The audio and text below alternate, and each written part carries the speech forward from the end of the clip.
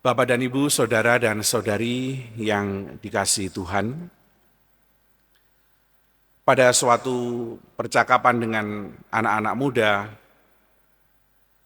yang sedang membicarakan tentang keluarga dan orang tuanya, saya menanyakan hal ini kepada anak-anak muda tersebut, sama seperti yang Yesus katakan kepada para kepala tetua bangsa Yahudi yang hari ini kita dengarkan. Ada dua anak, ya, anak yang pertama mengatakan kepada orang tuanya waktu disuruh untuk pergi bekerja, baik, tetapi ternyata tidak berangkat. Lalu anak yang kedua mengatakan tidak mau, tetapi kemudian justru berangkat bekerja. Di antara dua ini kemudian yang baik yang mana? Anak yang pertama atau yang kedua? Kemudian anak-anak muda ini berkata, anak yang ketiga, Romo. Saya bilang, mana anak yang ketiga? Ini hanya dua anak. Dia mengatakan, yang ketiga itu anak yang mengatakan, iya, baik, dan juga berangkat, Romo. Ini jawaban yang kreatif. Dari dua pilihan ini sebenarnya Tuhan Yesus mau mengatakan bahwa dari anak yang pertama maupun kedua, tidak ada pribadi yang sempurna.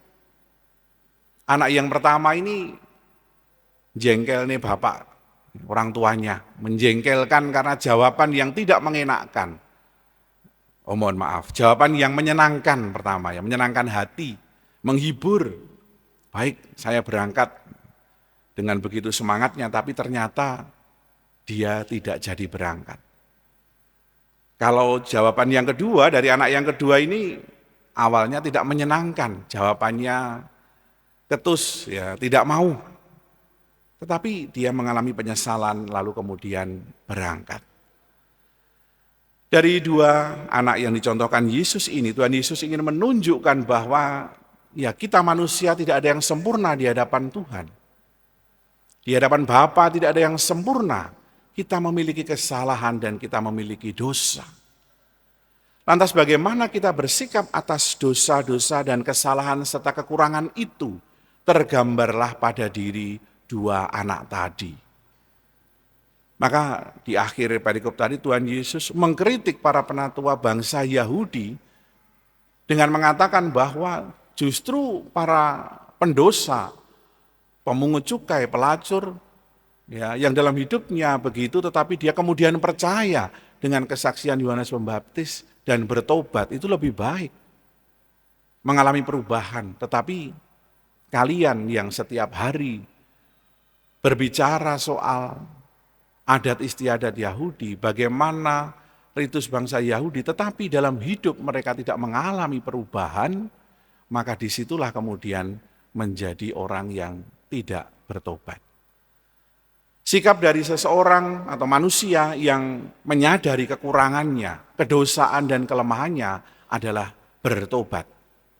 Tetapi bertobat itu justru terutama bukan soal kata-kata dengan mengatakan, ya saya menyesal. Ya, dan itulah yang seringkali kita doakan dan kita ucapkan, bentuk-bentuk penyesalan atas dosa kita. Saya mengaku kepada Allah yang Maha Kuasa, Tuhan kasihanilah kami, dan seterusnya. Maka hari ini kita diajak untuk merenungkan sejauh mana apa yang kita ucapkan itu kemudian sungguh-sungguh mewujud dalam hidup kita. Hari ini melalui kritik Tuhan Yesus kepada para penatua bangsa Yahudi adalah bagaimana kita menghayati hidup keagamaan kita ini sungguh-sungguh mengakar dalam kehidupan sehari-hari. Paling gampang, mari kita rasakan dan mari kita renungkan sejauh mana ekaristi, misa yang kita ikuti dengan tekun ini mengubah hidup kita. Sejauh mana peristiwa ekaristi yang kita ikuti dengan tekun ini mengubah apa yang kita katakan, yang kita lakukan dan kita pikirkan itu dalam tataran menjadi lebih baik. Apakah sudah demikian atau malah sebaliknya? Ya, tidak ada perubahan apa-apa, tidak membawa hasil apa-apa pada saat kita keluar dari gedung gereja ini. Atau bahkan sikap kita justru bertentangan dengan apa yang kita doakan, apa yang kita ucapkan. Lalu apa kemudian Ekaristi bagi kita kalau demikian ini? Kita menjadi seperti anak yang pertama tadi. Kepada orang tua mengatakan, ya baik, siap. Tapi kemudian dalam perjalanan, sikap hatinya malah menyepelekan. Janjinya itu menjadi sesuatu yang kosong. Proses batin yang terjadi dalam dirinya adalah proses mengabaikan. Proses untuk gampang nih, proses untuk kemudian melupakan bahkan. Dan itulah menjadi sebuah janji-janji kosong. Pada saat kemudian kita merenungkan bahwa Ekaristi ini mengubah hidupku untuk menjadi lebih baik. Sekeluarnya dari gedung gereja ini saya punya niat yang saya wujudkan untuk lebih mengasihi sesama, untuk menjadi lebih mengampuni, untuk menjadi lebih sabar, menjadi lebih kuat, menjadi lebih peduli kepada sesama. Itulah perubahan yang terjadi seperti halnya yang terjadi pada diri anak yang kedua. Mengalami sebuah proses batin, menyesal karena dosanya, karena kesalahan dan kekurangannya. Lalu di dalam hidupnya ia melakukan hal yang diperintahkan oleh Bapaknya. Demikian pun juga, hari ini kita diundang untuk hadir ke gereja ini, menyadari kekurangan dan kelemahan kita, dan keluar dari gereja ini pada saat kita menghayati sungguh peristiwa Ekaristi, maka ada niat baik di sana untuk menjadi lebih baik dalam apa yang kita katakan, dalam apa yang kita pikirkan, dan dalam apa yang kita lakukan kepada orang-orang di sekitar kita.